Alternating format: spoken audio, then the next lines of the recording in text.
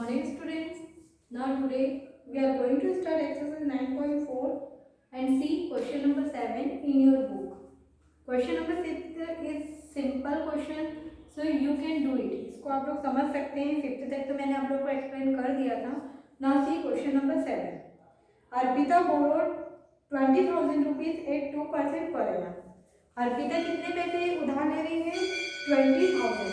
कितने परसेंट ब्याज पर? 2% पर. एंड 10,000 कितने पर उधार ले रही है? 5% पर वो पैसा उधार ले रही है. मतलब वो एक बार 20,000 ले रही है तो 20,000 उसको 2% पर दिया हुआ है और 10,000 कितने परसेंट पर ले रही है? 5% पर.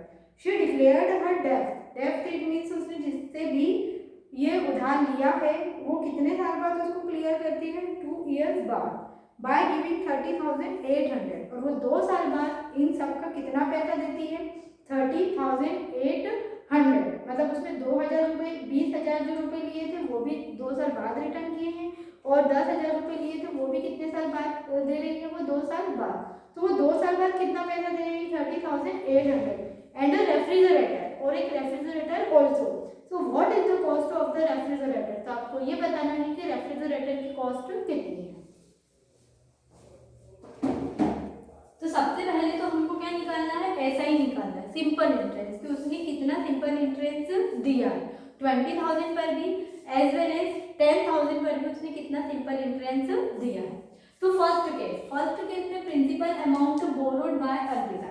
सबसे पहले तो अर्पिता ने कितना पैसा उधार लिया है? 20,000. कितने परसेंट पर? 2% पर. और दोनों को ही वो कितने ईयर्स में रिटर्न कर रही है? 2 years में. So SI is equal to P into R into T upon 100. सबसे पहले वो कितना पैसा ले रही है? 20,000. सो 20,000 मल्टीप्लाई बाय रेट है 2 और टाइम भी 2 है अपॉन में 100. 2 0 से 2 0 कैंसल. 2 2 जा 4 4 2 जा 8. It means SI is equal to 800 rupees.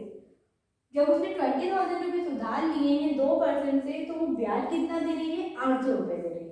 Second condition में उसने कितना पैसा उधार लिया है? 10,000 रुपीज उधार लिया है. सो प्रिंसिपल तो आपके पास में 10,000 हो गया. बट यहाँ पर अब वो रेट कितना ले रही है? 5%. मतलब 5% ब्याज पर उसने इतना पैसा उधार लिया है. और टाइम तो वही है 2 years की. वो 2 years बाद उसको क्या करेगी? रिटर्न करेगी. तो ऐसा is equal to principal into rate into time 10,000 into 5 into T और 2 अपॉन 100. 0 से 0 कैंसल. सो ऐसा इज इक्वल टू 1,000. मतलब जब उसने 10,000 रुपीज उधार लिया है 5% से तो वो कितना पैसा पे कर रही है? 1,000. अब total amount that she will have to return. अब वो टोटल अमाउंट कितना रिटर्न करेगी? तो हम सबको यहाँ पर प्लस करेंगे कि वो टोटल कितना अमाउंट रिटर्न करेगी. सो 20,000 प्लस 10,000 इतना तो उसने उधार दिया था. फिर उसने इंटरेस्ट कितना दिया हुआ? 800 और 1,000. तो टोटल कितना अमाउंट हो गया? 31,800. ये तो उसका टोटल अमाउंट था. But amount repaid. बट उसने अमाउंट कितना दिया है? 30,800 एज वेल एज और रेफ्रिजरेटर, और एक रेफ्रिजरेटर भी दिया है. तो उसका जो टोटल पैसा था वो तो इतना बन रहा था जिसमें से उसने सिर्फ कितना रिटर्न किया था? 30,800. एज वेल एज उसने रेफ्रिजरेटर भी दिया है. सो हमें कॉस्ट किसकी निकालना है? रेफ्रिजरेटर की निकालना है. So cost of the refrigerator. तो कॉस्ट ऑफ रेफ्रिजरेटर कैसे निकालेंगे? टोटल तो उसका पैसा इतना बन रहा था 31,800. बट उसने दिए कितने? 30,800. सो 31,800 में से 30,800 माइनस करेंगे तो कितना हो जाएगा? 1,000. It means what is the cost of refrigerator? Refrigerator की कॉस्ट थी 1,000. आई होप स्टूडेंट कि आपको ये क्वेश्चन समझ में आया होगा. हम एक और क्वेश्चन कर लेते हैं, फिर नेक्स्ट वीडियो में हम डिस्कस करेंगे नेक्स्ट चैप्टर के बारे में.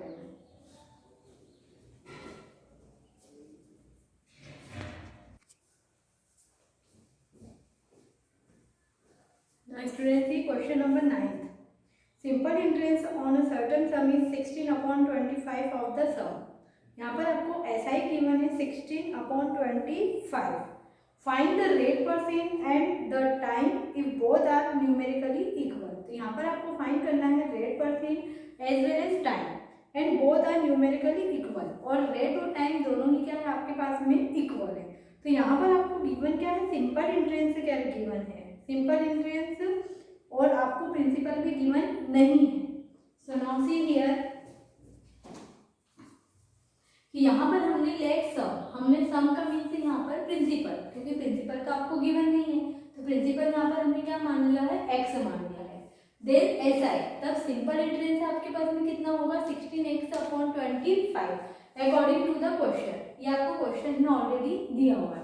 And rate is equal to r% and t is equal to again r।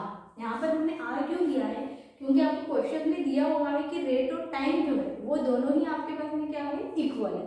So rate हमने r% माना और टाइम भी हमने क्या माना है, r year. So S I is equal to p into R into T upon 100। S I is equal to principal तो हमने x माना है, r तो रेट ही है और टाइम भी हमने किसके इक्वल माना है, रेट के इक्वल माना है। तो x into r upon 100। S I हमको यहाँ पर कितना गिवन है, 16 अपॉन 25 इंटू एक्स। तो S I is equal to ये कितना हो गया, r into are square into x upon 100। अब एस आई की हम वैल्यू रखेंगे 16x upon 25 is equal to are square x upon 100। X से x cancel out, 16 upon 25 is equal to are square upon 100। 16 into 100 is equal to 25 into are square. 16 into 100, 1600 upon 25 is equal to are square. 5 से कटे, 5 5 जा 25, 5 3 जा 15, reminder is 1, 5 2 जा 10 and 0। 5 1 जा 5, 5 6 जा 30, reminder is 2, 5 4 जा 20। 64 is equal to are square. We have to find the value of R. So root इधर आ जाएगा, 64 किसका रूट है, 8 का रूट है। So r is equal to 8। It means rate is equal to 8% as well as time is also 8 years, क्योंकि rate और time दोनों ही आपके पास में क्या है, इक्वल है। आई होप स्टूडेंट कि आपको क्वेश्चन नंबर 9 समझ में आया होगा। आपके पास रिमेनिंग क्वेश्चन है 8। आप लोग 8 क्वेश्चन देखना। Suppose if you have any doubt कि आपको कुछ समझ में नहीं आ रहा है, so you can ask me, आप मुझसे पूछ लेना। अदरवाइज आपके exercise 9.4 complete, chapter 9 complete. So you have to complete chapter 9 in your class copy. All PDFs आप लोगों को मैंने सेंड कर दी है, तो आपको कॉपीज कंप्लीट करना है, वीडियोस देखना है। You have to revise chapter number 9।